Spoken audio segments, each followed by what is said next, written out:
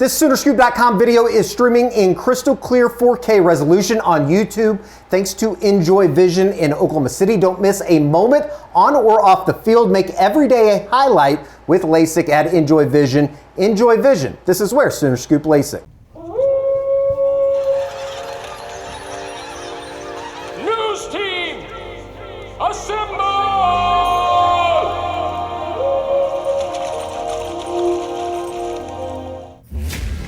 It's back and bigger than ever. It's the Unofficial 40 from Soonerscoop.com. Now, here's the entire Sooner Scoop crew. Carey, Josh, Eddie, and George. Welcome back. It is the Unofficial 40 right here on Soonerscoop.com from historic campus corner right on the campus of the University of Oklahoma. And welcome back in, everybody. We're back to it. I'm sorry about the schedule recently. We've all kind of been here and there. And the boys, I should say, there's Josh McCuistion. Welcome from Houston HQ. Eddie Radosevich, George Stoy. I am Carey Murdoch. And welcome back, gentlemen, from 12 Days of Omaha, covering your first ever men's major sport national championship.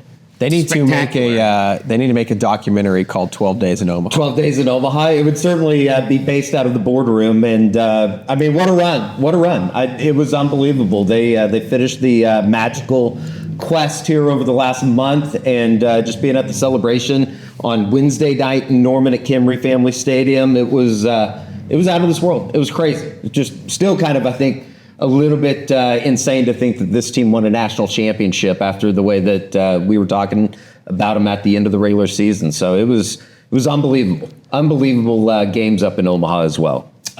Did your dogs recognize you when you got home? They did. They were excited. And now I'm leaving it. Because, I mean, you are getting ready to go to the Manning Academy.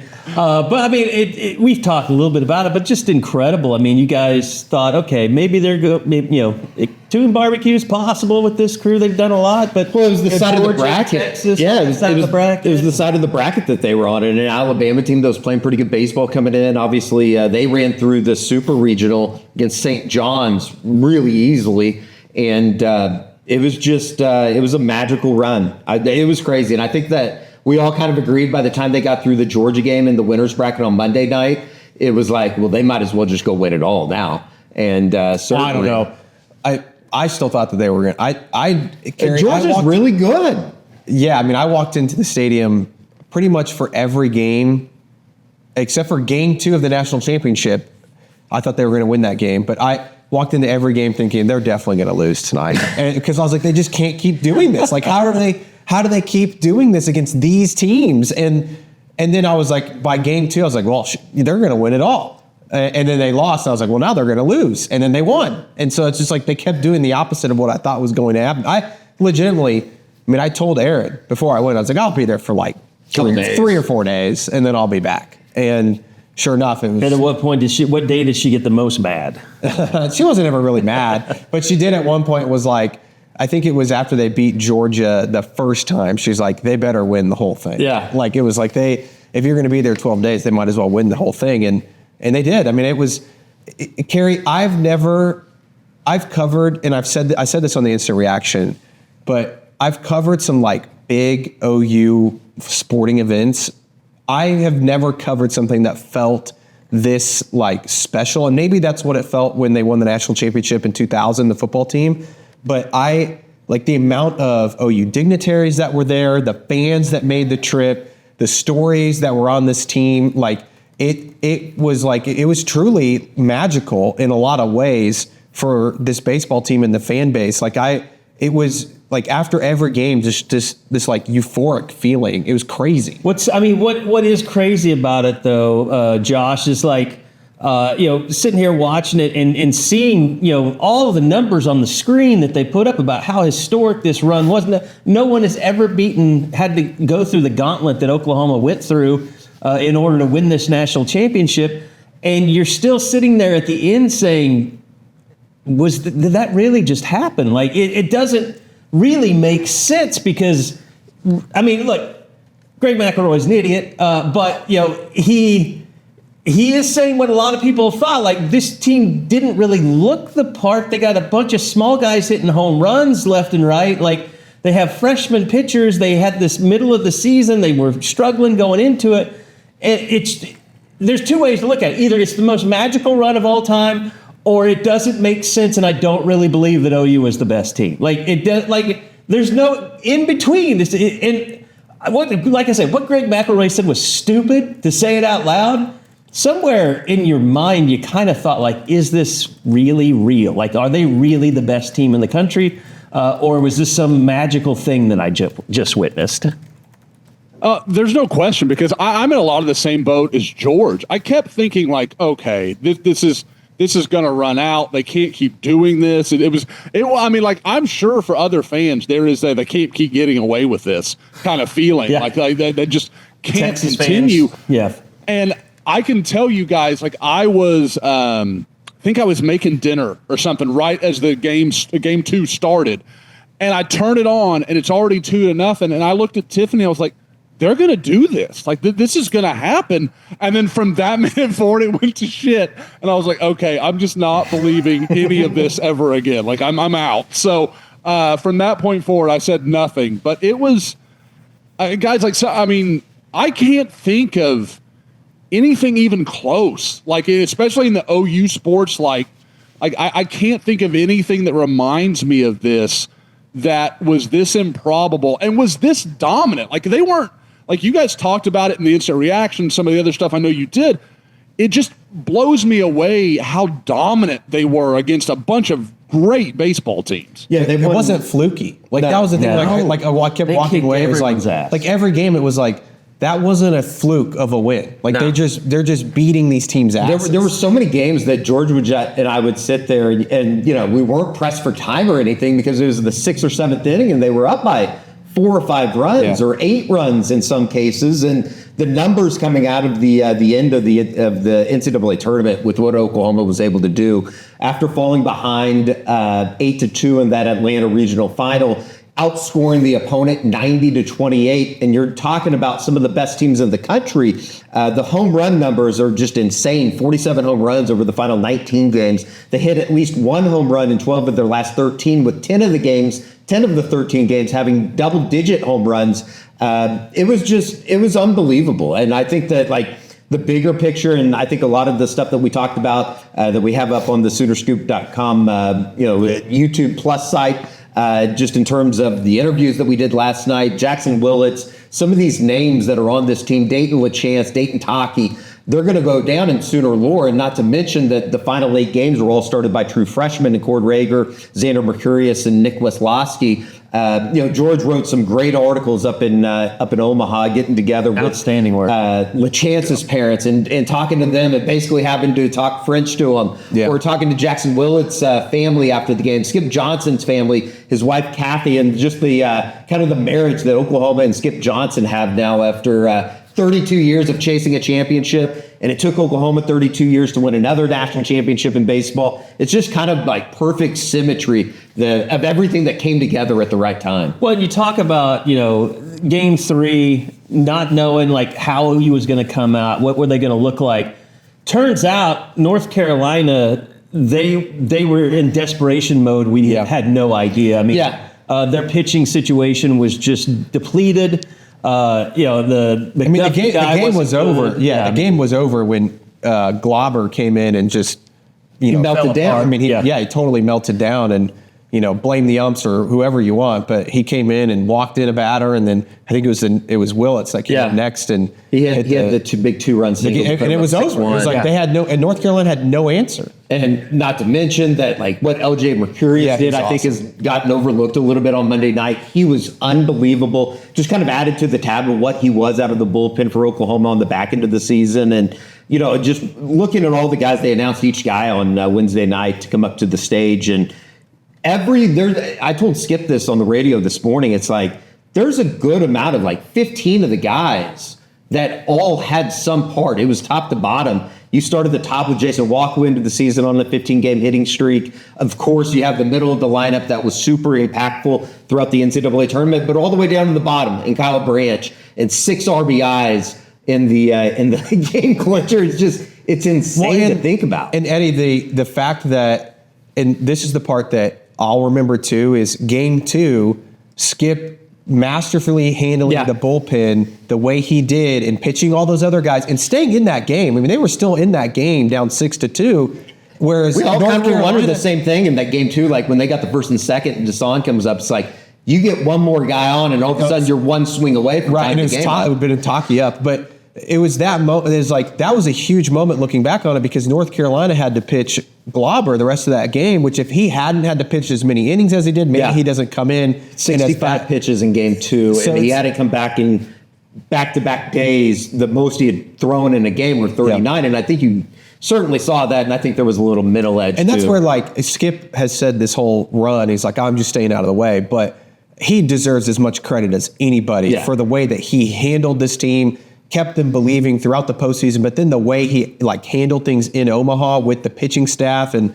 the coaching staff, offensively as well, and the way that they were hitting the ball and all of that. But I thought Skip, the way that he kept saying all week, it's like it's the teams that get most comfortable here. The quickest are usually the ones that rise to the occasion, and you could tell from the moment OU got out there in game 1 against Alabama. They were the most comfortable team. There was a certain level of confidence with this group, and you saw it firsthand being out at practice a couple of those days.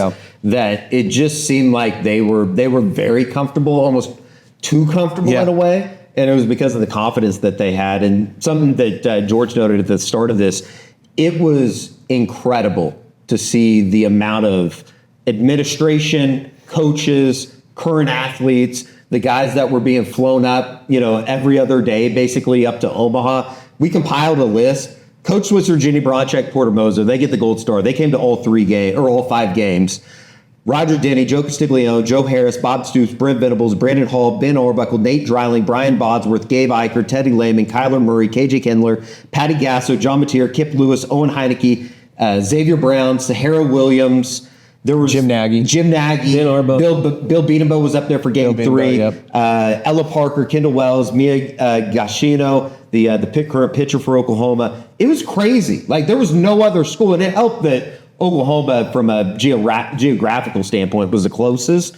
But they were all up there, and they were all in the dugout. It's kind of what George was saying. Like after those games, there was like just a certain level of Oklahoma athletics euphoria that I've never seen before. And we all kept joking, like, if this is what it's like for baseball, we were underprepared if OU ever wins a national championship in football. Well, it was, like you said, it was obviously like an orchestrated effort. Sure. Roger Denny, I think a lot of credit Roger, to him. I think, led the charge on that. I think that it was Skip basically important. said it this morning, he's incredible. He's incredible, and the best is yet to come, which kind of makes you wonder, moving forward, what else does Roger Denny have up his sleeve? He hit all the right notes this week. I think possibly Roger Denny's going to be in studio next week, so we'll see. That'd be cool. That'd be awesome. Got to get George to Louisiana first. Manning Passing Academy coming up. By the way, let's mention this also, our great sponsors. Cody Drug RX has been with us for a long time, been with us all through the football season, will be with us through next football season as well. But can't thank Will and the guys enough. Look, if you're looking to start your own goal setting, whether you're looking to drop weight, boost energy, or just feel better heading into 2026, Cody Drug and Will has you covered. They offer multiple custom compounded peptide-based weight loss options, including popular GLP-1 medications and performance-focused peptides that help you recover faster, burn fat, and stay sharp. And don't forget, they love to team up with Oklahoma Med Spas and longevity clinics to deliver high-quality peptides quickly, safely, and with top-tier service. So, look, the Sooners, they got a championship. Go get one of your own. Chase those resolutions together. Visit CodyDrugRx.com to learn more and see how you can get started. Cody Drug, personalized medicine built for champions. And also Enjoy Vision, another one of our great sponsors that has been with us for a long time. And they've even given Eddie Radosevich perfect vision. It was good to celebrate the 4-year mark with the good people of Enjoy back up in Omaha, seeing Oklahoma get through the championship series this time. Life looks different at every age, Sooner fans. Whether you're born a boomer or a little Sooner, Enjoy Vision provides personalized vision correction for every generation.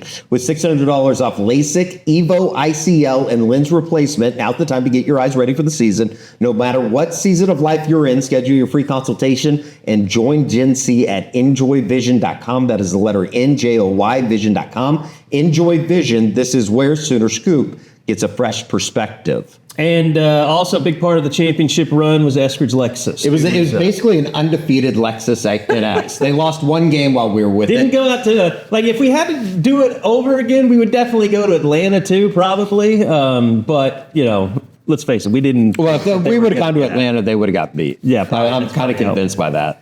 But yeah, Eskridge Lexus hooked us up for transportation. Their official travel partner, Soonerscoop.com, has been for a very long time as well.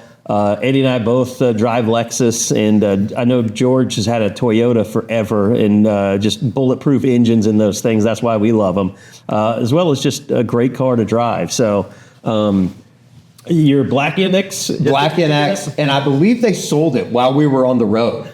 So we got it back in one piece. I talked to Will last night. He's obviously overjoyed with the championship run. He brought his family up to the game on Saturday. Oh, really? And they went on to Colorado, but he went up to the only game that they lost. So it was kind of funny, but at the same time, super proud of the boys, and special thank you to Eskridge Lexus, because it's a great ride. It's one of those things too, and you kind of got to go through it to know, like, you need a car up there. Yeah. You have to have a car with the. Them practicing every day at Bellevue East High School. Yeah. It was awesome to have. We went to the Omaha Zoo, had a good time out there, made some content. It was a fun trip. I mean, the boardroom treated us well. You got the boardroom bug a little bit. Yeah, I got sick from the boardroom, so I wouldn't say it treated me well. Props to Eddie. He's a tank. His immune system, we're ready to roll every day. That place is a disaster. Yeah, just the worst place. I love it. It starts out with it being a Candlewood Suites. It's lesser than a Fairfield. You walk in and it just has this stench. One of the musty. Yes, and then we're walking down the hallway. It's one of the last days, and I was like, I have to get the hell out of here. That's just probably has a little bit of mold poisoning. Oh yeah, there's no doubt there's some mold poisoning. I was talking to one of the NCAA reps about it, and she's like, How is it this year? I was like, it's excellent. I love this place. But I do think that they're moving on from the Candlewood. So RIP to the boardroom. I'll believe it when I see it. Yeah, I thought about this, and I should have asked her, how many days have you stayed there? Because I guarantee you the NCAA wasn't staying at the boardroom. I got to think Omaha's a lot like Oklahoma City before the NBA. Like, they just don't have enough hotel rooms. Even everything. Yes and no. Technically the boardroom's in Iowa. Technically. It's in Iowa, but you can, it is, what do you think? Less than a mile from 10 minutes. The stadium? It's probably a mile and a half, but yeah. It's a straight shot. But there's a ton of hotels right by the Candlewood, and half of them are probably as worse or worse than the Candlewood. But then you have some like Hilton Inns or Hampton Inns, and I'm like, how are we not like that? Really nice places. Yeah, I wouldn't say really nice. They're like very average. Well, they're probably charging $400 a night. Yeah, they are. I'm pretty sure the team was staying at a Marriott. They weren't even staying at it was at the courtyard. They weren't even staying at the real Marriott, which is where we would typically stay. Is just a courtyard, which is just it's a fine hotel. I'm pretty sure they were saying $750 a night. Because we were trying to find any hotel room, and I called Patrick, and I was like, you guys have any rooms that we could maybe use if you could have some in your block? And he was like, I think he said that Greg Tipton was like trying to get more rooms. Yeah. Like they didn't have enough. I can tell you that there were OU dignitaries that got kicked out of room blocks at the Marriott Courtyard. Wow. The parents for the players were staying at you talked to Christina Mercurius, who was basically staying at a fan's house. She was staying with Senor OU. Yeah, the guy with the sombrero. With the big sombrero. OU fans were reaching out, which, by the way, on my DMs, I do have several people that invited us to stay at their places. But that gives me serial killer vibes. I don't know if I want to be like, somebody DM'd me and was like, hey, you can come stay at our lake house, which would probably be pretty awesome out in Omaha. But I'm also like, man, I don't know you. I don't know but at the same time, I don't know Ruth at the Candlewood Suites, who wouldn't clean our room for a week.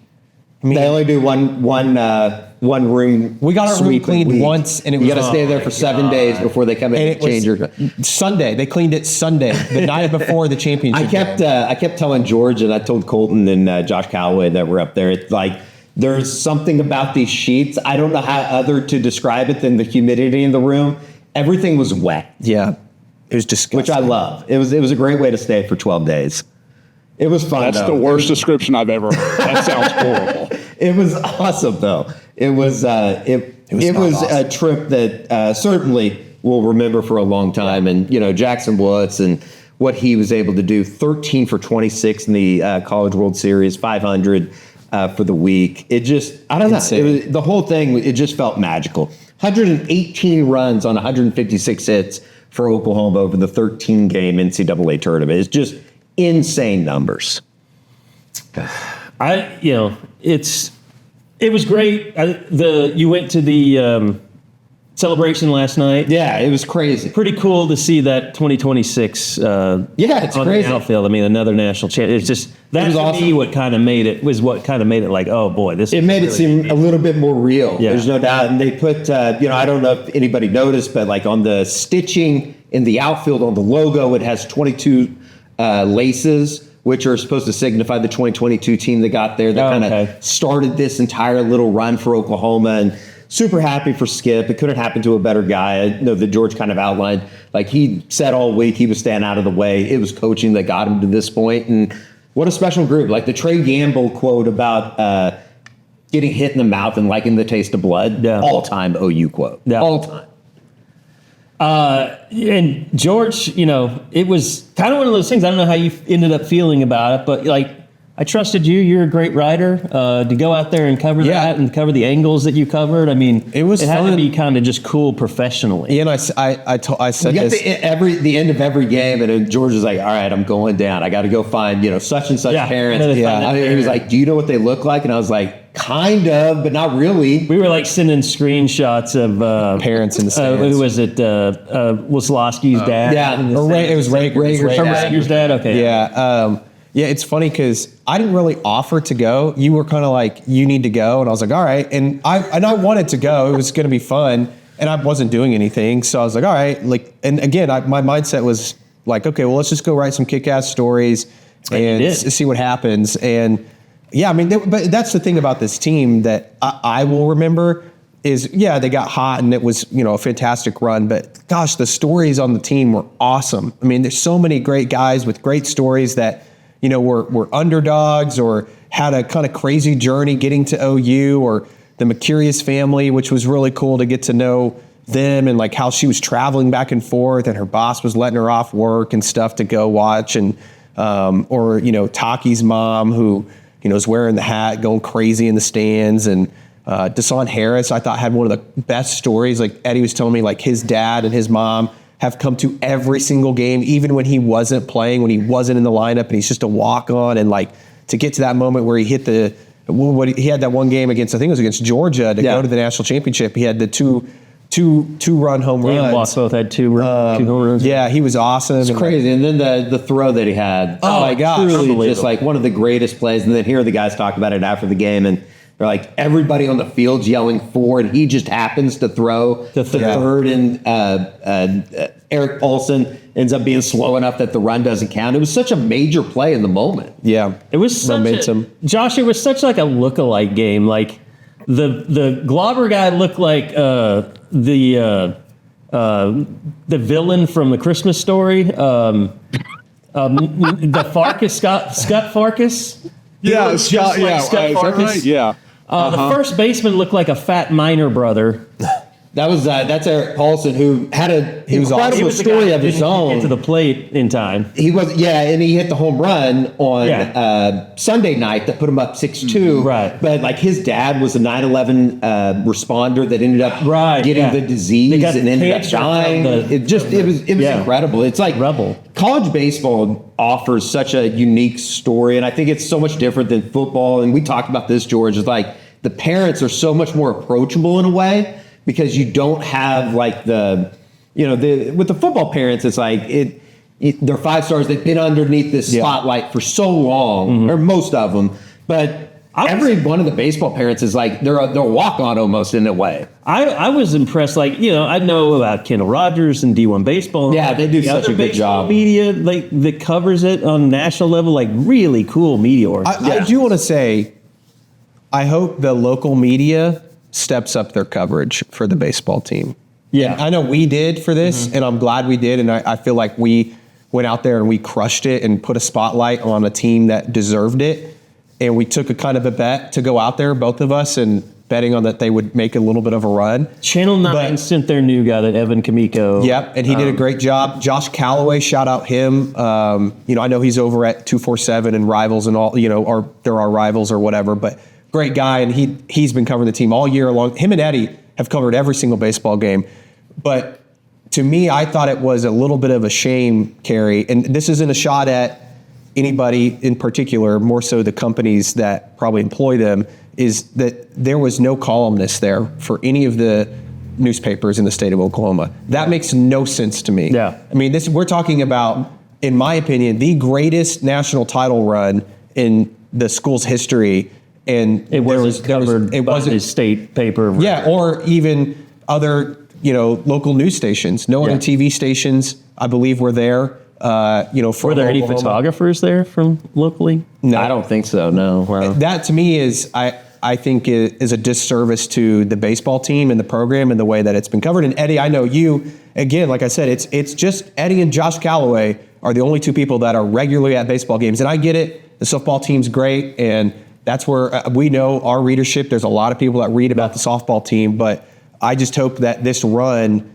sparks, more coverage from local outlets, because it is a fun group. Skip is awesome with the media. I mean, he is maybe my favorite coach that I sit and listen to at a press conference now, just the way he handles it and how lighthearted he is. But I thought that was a shame that there was not more media there covering the national championship. And I get it, not going up the whole week. It's a lot. It's expensive as hell. But I was a little disappointed that for the championship series, there weren't more people there. Well, and like you said, Skip, how many coaches are going to admit that they still dip snuff and press? That was awesome. It's incredible. You're not going to get last night he said that he was talking about the portal stuff and he's like getting back to it. And he's like, I fell asleep with the snuff in my mouth. It's just, he's truly one of a kind. And, they certainly, moving forward, they have a lot to fill out. I mean, they're going to get some guys drafted, obviously. I think that, Jackson Willits is going to leave, I would imagine, if he gets drafted at the right spot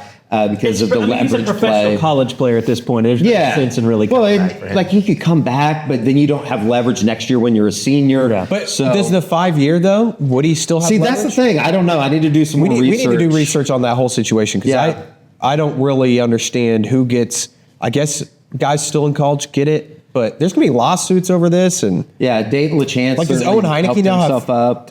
I guess Heineke wouldn't. I don't think. No, this because would it's be 5. his fifth, This would be his fifth. So it's crazy. It was crazy. It was great. It was a lot of fun to cover, and I think that for the first time there was actually like people that cared.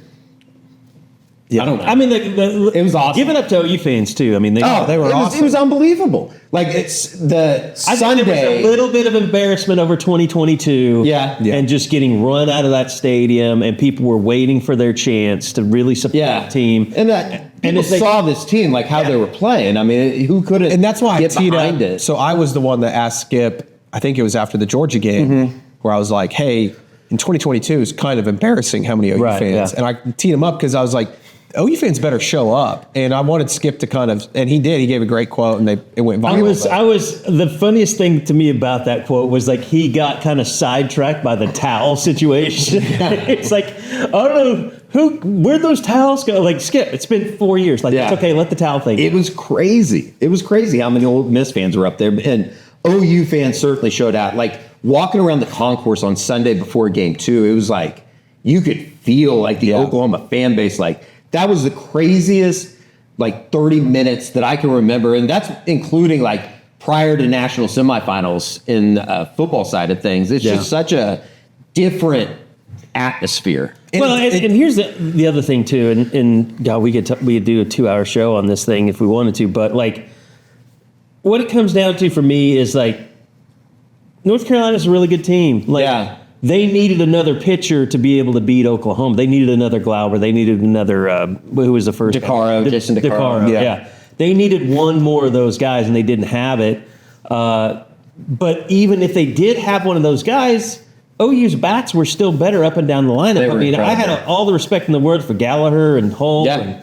It's that top four. They were really Jake Schaefer, really good, as good as anybody. Gavin Gallagher, Eric Olson. It was those four. But I mean, OU was able to kind of limit them as the games went on, and that was the key to them. When you have your 8-hole hitter in Taki hitting that home run, and then Branch, who just all of a sudden the championship, he was 0 for 11 going into the championship series. I mean, and what then he a had home the biggest. run. Well, he had the biggest hits, the biggest hit in game 1, Broke open a 3-3 game. and then in With a 2-out base game hit. 3 he He had. did it with a separated shoulder in game. Yeah, I mean he was that was unbelievable. Brent Brock. Oh, I understand, Broad. Yeah, But Brock even he still he contributed. Just He was had great at the plate. DH. Yeah. Brendan Brock's going to get drafted really high. He is an incredible athlete, and a lot of those guys, not a lot of them. LaChance obviously not, but Brendan Brock, Jackson Willis, Kyle Branch.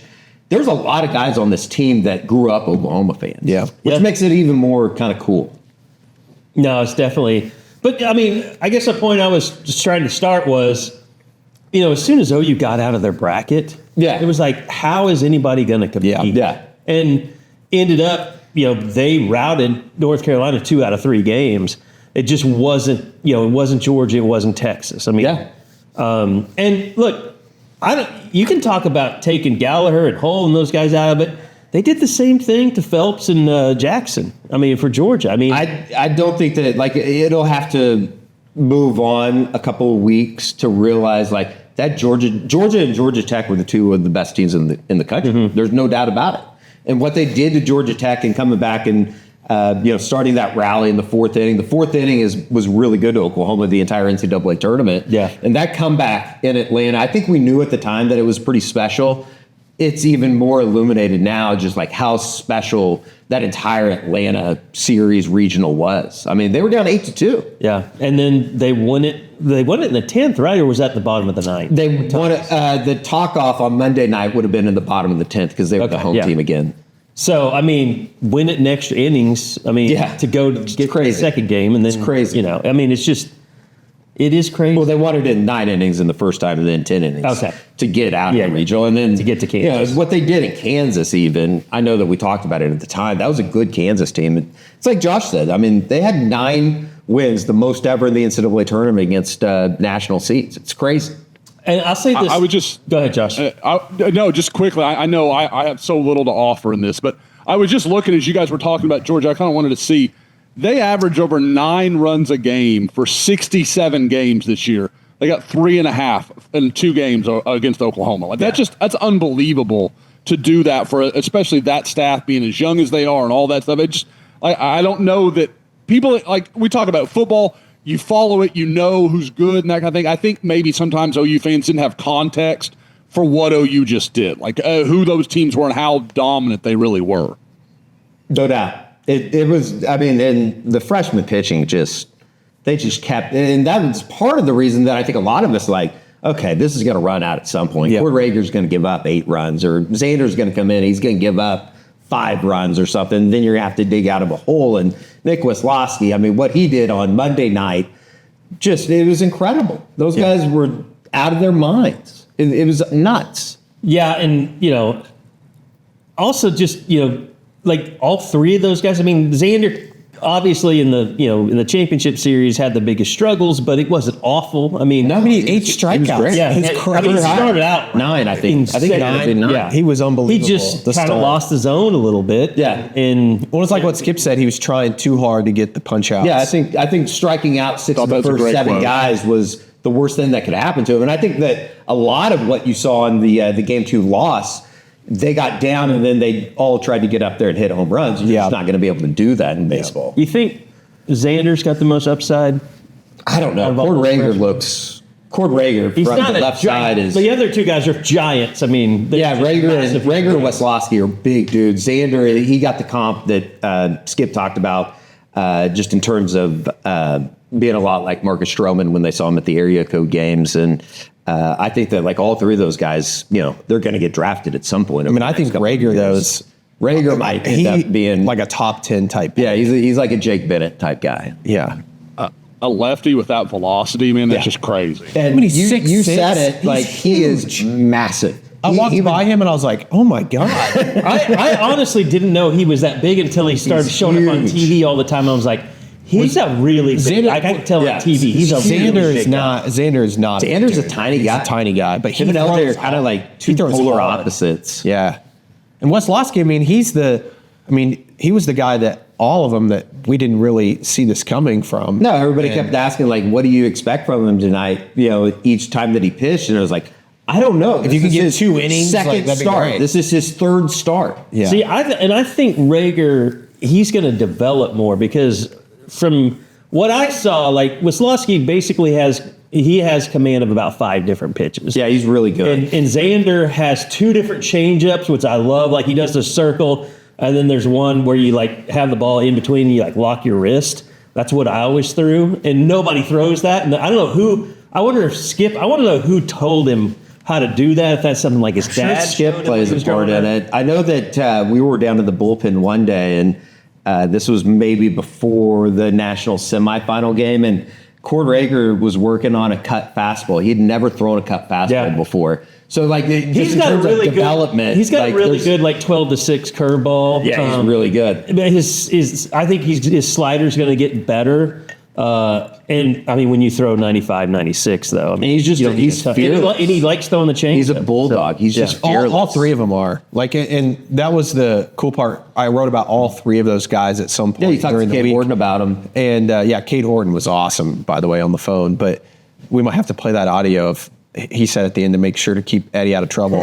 But like, yeah, Cade talked about it. But like all those guys on the mound, like the Weslowski story was one of my favorite ones. I got to write about him being a quarterback at McKinney Boyd and was like phenomenal. Like he could have played Division I football as a quarterback and playing against John Mateer and his brother, his older brother now is a linebacker at OSU. Like he would, like all 3 of those guys going out there, I don't think they realized how big of the stage was, but man, they were fearless and it showed. I mean, it was like every game I tell Eddie, it's like, so what do you think? Like, just get 3 good innings. That'd be a great outing from these guys. And then go out and they throw like 5, 6, 7 innings. And it's like, holy crap. Like, how are they doing this? Okay, so Eddie, like, how many people do you see coming back to this team next year outside of the freshman pitchers? I know that the word out of Omaha, they feel pretty good about Cord Rager. They feel pretty good about Xander Mercurius. I'm sure that they're going to work something out with Nick Weslowski in terms of NIL to come back. Those 3, you start there. Just bringing a rotation back would be a big deal. You add in Briscoe Smith, who's expecting to be back next season. By the way, Cord Rager and Xander Mercurius will be with Team USA here over the course of the summer. And then Kyle Branch can come back. Deshaun Harris can come back. Technically, Jackson Willits can come back. I don't expect him to. Yeah. Dayton LaChance, Brendan Brock will probably both get drafted and be gone. Jason Walk. Jason Walk probably get drafted. I don't know. I don't know what his ceiling is going to be in terms of he does have another year, I believe, that he could come back. Drew Dickerson's already entered the portal. Alec Blair's already entered the portal. Michael Catalano's entered the portal. I think Trent Collier's entered the portal, which, it sucks on the surface, but I'm kind of interested on the flip side of it, how, appeasing or how appetizing will Oklahoma be to a prospective guy now that they've won a national championship. Well, they've already landed a handful of guys too, right? Yeah, Some sure. high-profile players. They got a UTA They got the starting Arkansas pitcher. guy. That's Carson Brumbraw, who his brother was on the team, didn't get to play a whole lot. He had some injuries coming in from Nebraska, Caden. I think that they should be back. I think the one to watch will be Nolan Stevens, see what he ends up doing. I think that's more of like, do you want to be a pitcher? Do you want to be a hitter? Do you want to do both? He had some arm trouble at the end of the year. His brother, Grant Stevens, who was the bullpen coach, if he comes back, maybe that makes it easier for Nolan to come back. I don't know. It'll be interesting to see who they end up. What about is Gamble out of eligibility? Yeah, he was a true senior. Even with the 5-year? Yeah, he was a true senior. I think he was on it felt like 8th year, even though it was his second year. Didn't he say something at the thing yesterday that he's like, I can't wait to be back here next year doing the same thing? Yeah, I don't think that. I think he was just saying in general, in generality, that it'll be good to be back. And who knows? He could be one of those guys like a Bryce Madron that was the first base coach this year. Yeah. He could end up being on the coaching staff. I don't know how that, because he talks about it after the game on Monday night. It's like how special it was. Like he knew this is probably his last month of baseball, just in general. Yeah. I think he's going to med school, so I don't know. Oh, wow. He's a pretty smart kid. Yeah. It was cool. So there'll be some turnover. Yeah, there's definitely going to be some turnover. But if you have your pitching, if you have and your can piece pitching, together you're gonna a have, lineup. and they had a really good signing class coming in. It depends on are those guys going to get drafted? They ran into that a little bit last year with the freshman class that they came in. And, one of the things that kept ringing in the back of my brain all week up in Omaha was the fact that I remember talking to Skip at Media Day all the way back in February. And he was talking about how they thought this was the best freshman class he's ever had. And it certainly showed out at the end. Yeah. How was the Omaha Zoo? It was great. It was. I mean, I can Is it see. kind of like the Tulsa Zoo? So, no, No, I mean, it's literally like world renowned. Like it's like it's the number one zoo Other in the than San country. Diego. Yeah, it's the number one zoo in the country. I think it's supposed to be better. I don't know. I've been to the San Diego Zoo. They're both great. I think, and I can see why the Omaha Zoo is considered one of the best. One, we didn't hit everything. We missed out on the aquarium, which I guess is really cool, and the jungle one. We missed that. The problem that we ran into is we did this on day 11 in Omaha, the final day that we were there, really, for the national championship. It was hot as hell. We were exhausted. I was feeling way under the weather. It was just not a good. If we would have gone like day 2 or day 3, or even like we were going to go after they beat Georgia on Wednesday, we were going to go on Thursday because they had 2 days off, but they ended up practicing on Thursday. If we would have gone Thursday, I think we would have enjoyed it a lot more. But it was like after about an hour, we were like, I just want to go home and lay down. Yeah, we had to go back out to practice on Thursday to see our guy, the man on the hill. Oh, dude. We can tell that story now. Yeah. So there was a resident. I don't know how to describe him. That showed up to every OU baseball practice, Carey. Mm-hmm. And what was he drinking, Eddie? Busch Light. He was drinking Busch Light. At a high school practice. Hell yeah. Like it was at high school. And at like noon. Like love they're this guy practicing at already. noon. Yeah. And older guy, big OU fan, wearing this old OU gray t-shirt with this old OU beat up hat, and he would yell, "Boomer, Boomer, Boomer," and like high five all the players and talk to Skip and Skip and everything. Well, so he was out there every day at practice. Is he standing there with the beer the entire time? Like he's in got a koozie. Okay. and he's got beer in his cargo shorts. He's got the cargo just shorts. pull out like a Busch Light from his shorts. And I can't remember what Skip said. He's like, yeah, he's got a cooler. He's got a cooler. He's got the new cargo shorts. He pulls it. It has a cooler in it. So anyways, Built-in cooler. fast forward to Saturday, Saturday game 1. I'm on the concourse. I'm looking for, I think, Rager's parents, and I'm walking around, and I hear, "Boomer Sooner, Boomer Sooner." I was like, I know that voice. I turn around, and sure enough, there is this guy that we'd been seeing out at practice that we're like, there's no way. Long story short, I do some investigating. Skip Johnson is the one that gave him the tickets to go to the game. My God. That's awesome. And he didn't tell, I don't think he told a whole lot of people that he gave the was guy awesome. tickets, but pretty cool story that, I went and talked to the guy a little bit. He grew up right by Bellevue East, lives in the same house that he's lived in his entire life.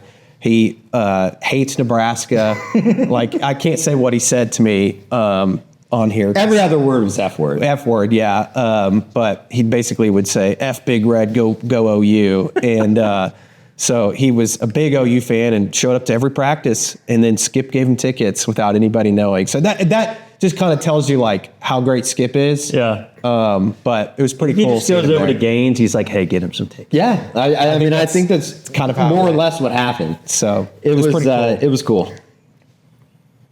And now they're hunting buddies. Like, I love it. I'm ready for that part of the story. Maybe. There's no doubt about that. Oh, one other baseball note if we're getting to the end. Todd Butler's taken the Florida job, which I'm surprised by. I'm truly shocked by that he's going to go join Kevin O'Sullivan's staff. So OU now has a spot on the coaching staff that they're going to have to fill. Recruiting coordinator basically is what it's going to be. I would be somewhat surprised if it's not Tyler Johnson, Skip's son. Okay. So we'll see. He's at Is it Dallas a Baptist lateral right move? now. What? Is he going to be like associate head coach or something? I don't know. Oh, you're talking about Butler? Yeah. I don't know. Somebody said he's going to get paid. He's getting paid quite a bit of money. I'm a little surprised that OU maybe didn't match that, or maybe he was looking. Maybe it is a title promotion because, and again, Eddie, you would know better than me. I just met Todd Butler this past week, but from what I understand and talking to a lot of people he is a crucial part of. Yeah, it'd be dumb to say that it's not that big. Well, of a he's deal. a big part of the JUCO equation, right? Yes, it would be like the equivalent of losing like a maybe like a Taylor Redd. Yeah, I would think something like that. Like it's where like But a Taylor Redd that's been working in college baseball for the last 30 years. Yes, So. like he like a lot of the guys on the team, like he has a connection to in terms of finding them. Like Nick Weslowski, a big reason he came to OU was Todd Butler was one of the first people that identified him. I think Cord Rager was another one that he was in on early, and a lot of the JUCO guys. Like I wrote that JUCO story and I interviewed Todd Butler. Like he was the one that found him. Now Tyler Johnson on the same flip side, if they hire him, Dayton LaChance, Dayton Taki, like those guys knew Tyler and it was LaChance. Yeah, Brendan Brock. LaChance played for Tyler at McLennan. So he would be, I think Tyler Johnson would be a great hire. It's just Todd Butler was a big part of what they were doing. Yeah. Now, were people making you aware that Carl Ravitch was just using your stories left? You made me aware. I mean, he was, and I wish he would give a shout out. At the same time, some of the stories were like pretty well known. Yeah. Like they became well known stories. Yeah. Now the ones that like I was like, man, no one else had that. Like the Mercurius one about his mom traveling back and forth. Weslowski, I don't think anybody really knew that he was like this star. The quarterback thing clearly was just reading that word. Yes, but there was other ones like the Cord Rager stuff, or I can't remember. There was another one that's like it's a pretty well known kind of story that I was like, yeah, I mean everybody kind of knows that. And the Weslowski one kind of became well known, but yeah, it is what it is. Subscribe to SoonerScoop.com. The real ones know. Yeah, the real ones know. I had a lot of people tweeting me about it. Yeah, Carey, go ahead. No. Shoot, Josh. I was just going to say, like, I thought the broadcast, like the color guys, I thought were outstanding. Like some of the best baseball stuff, like they really would talk, like, okay, on this swing, he's staying in here. He's trying to drive it out this way because of this situation. Like, I thought they painted a really good picture.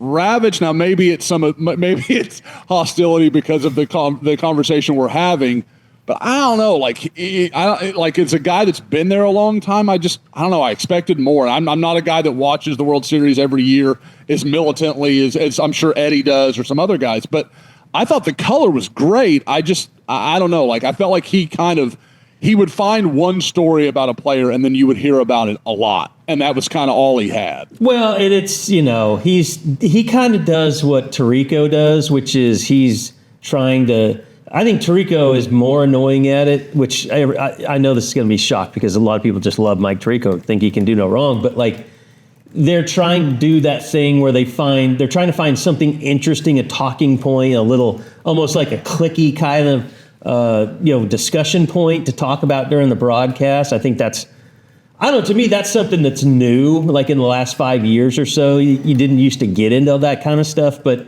he's definitely, fumbling around at times, just trying to find something to attach to as a talking point.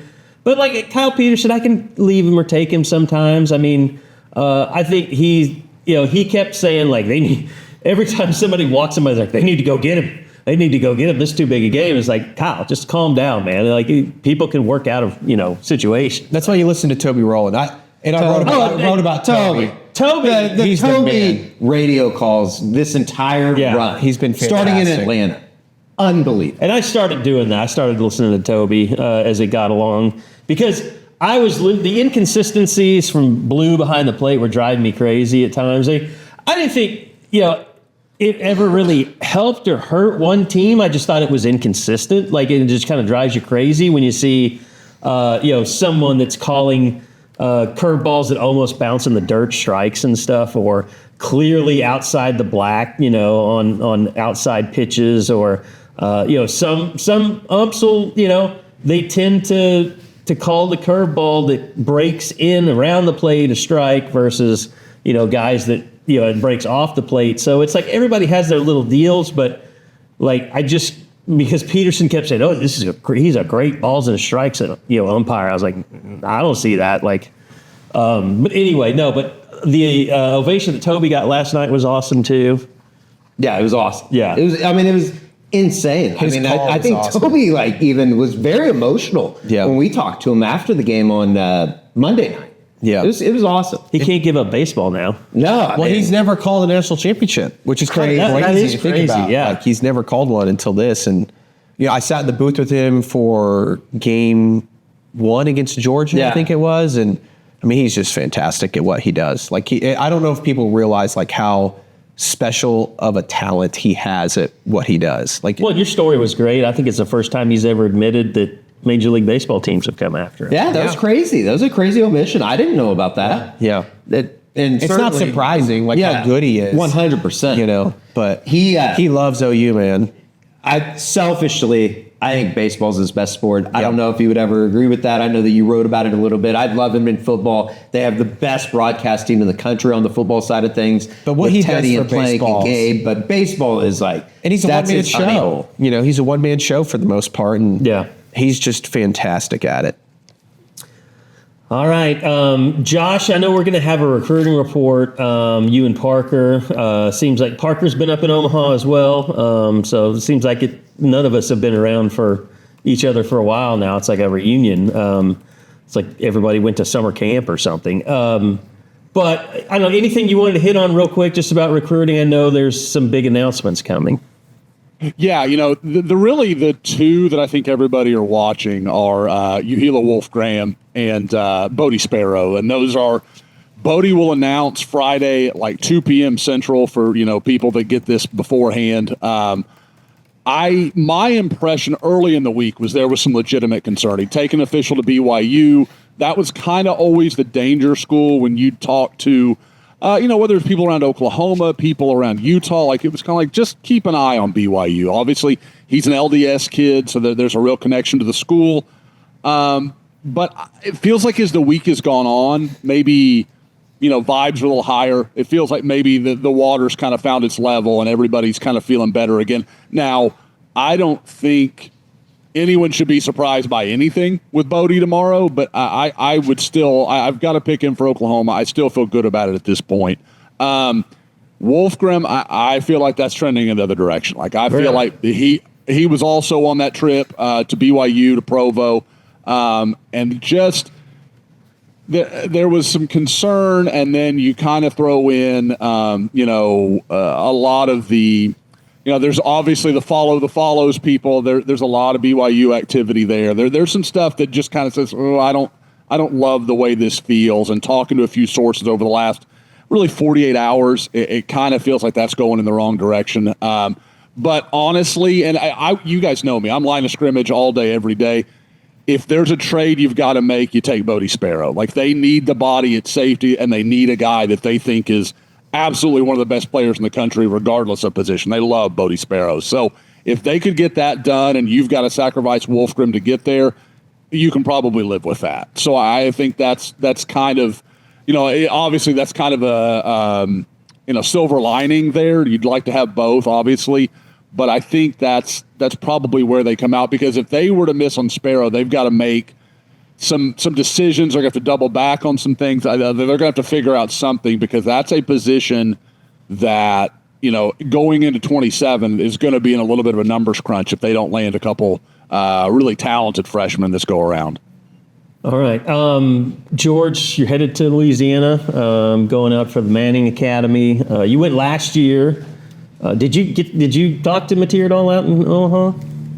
Just briefly on Monday night, just saying what's up. Yeah. I talked to him and Owen and Kip, just asking how they were doing, small talk. And I asked John, I was like, "You're going to be down there, right?" Because I was like, "I'm going, and I don't want you to not be there." And he was like, "Oh yeah, I'll be there." And then he was like, "You going?" I was like, "Yeah." And so we're going to catch up down there. And it was fun last year when I went because there's not a ton of media down there, and the media that do go want to just talk to the Manning family. So hoping to catch up with John about his off season and kind of just some big picture stuff. I won't reveal too much about what I want to get into because I want to save it for the stories that I'm going to write about him. But Should be good to go down there. Going to New Orleans, which I've never been to New Orleans, surprisingly. So it should be good.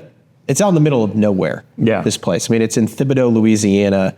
At what's the school? That's Nickel State. Nickel State. Yeah. And it is going to be humid. So Sounds like New Orleans. yes, but it should be good. So stay tuned on that. So, yeah, I mean, hey, good reason to subscribe to SoonerScoop.com. We're always out there covering it. And, of course, recruiting going on, leading into fall camp. We basically have 1 month left before we're back at it with football. I mean, We got to book our trip to Tampa Bay for SEC Media Day. SEC Media Day is coming up as well. So July 20th. no shortage of stuff going on out there. This summer that I thought was not going to be busy has turned into a very busy summer. It's a good thing I got the studio done, I guess. Probably wouldn't have had time otherwise. So, yeah, I mean, anything else? I mean, you guys happy with the Thunder draft? Sure. Yeah. That's code for I don't really care. I mean, I like what they did with Mara, and I love Bennett Sturts. I've been talking about him for the better part of the last year and a I half. just not paid that much attention to Iowa basketball. Well, he was only at Iowa this year with Ben McCollum. He's made the move every time. Drake? Ben McCollum's move. He was at Drake, and then he started out at Northwestern. This Missouri guy's a State. sharp shooter. Yeah, he can he's a baller. he can light it up. Might get a Bennett Sturts jersey. He's probably an Isaiah Joe replacement. And Otega they're Oweh letting Joe is go. always going to forever just have to find a way to get into the crawl of Oklahoma fans with them draft them on Which Wednesday night. I think he's low key a good fit. Yeah. I mean, I don't know. He probably won't actually ever play, but like if he did, it wouldn't surprise me just because I think he's a good fit. I think it looks like the Thunder will probably just lose Joe and then Wiggins, they trade. well, they already lost Wiggins. Dort maybe. Not Dort. They're going to pay him. They're going to pay Hartenstein for 1 more year and then not get into the second apron. So they'll have 1 more year with this lineup. Yeah, Run it back. Ready to go. I don't know Stay about. healthy. I don't know Maybe about another Dort. one of I these kind of still think there's a chance Dort's not on this team. Look, Otega Oweh is not going to replace Dort right off the bat. He needs some time. I mean, I'm not saying Otega Oweh, but like Case and Wallace. Dort was so bad in the playoffs. oh, you're saying you don't want him. I'm not saying I don't. I mean, if he's back, I don't think he should be in the starting lineup. I wouldn't argue with that. I mean, if he agrees to come off the bench, then sure. But I just don't think that they have better options at this point. AJ Mitchell, Case Wallace, I don't know who else, but yeah. If Dort's coming off the bench, sure, as a vet, that's playing 15 minutes a game. Maybe they go with 3 bigs next year That'd be sick. when they play the Spurs. Just go with Just 3 huge 7-footers. Dave Moore. My favorite thing about Dave Moore, he's from Spain, and he majored in Spanish at Michigan. That is great. Oh, man, that's hilarious. All right. Well, I mean, you can major in English. I mean, yeah, you can, but I'm sure you get just the up thought of on a basketball Spanish player, literature. he's like, I'll just do Spanish. Yeah. All right. That's going to do it. We'll be back. It's great to be back in studio. Great to be back with you guys. The schedule is going to get normal again, so no worries, other than maybe SEC Media Day week. But thanks, guys, and we will see you back here next week for another edition of the Unofficial 40 podcast right here on SoonerScoop.com.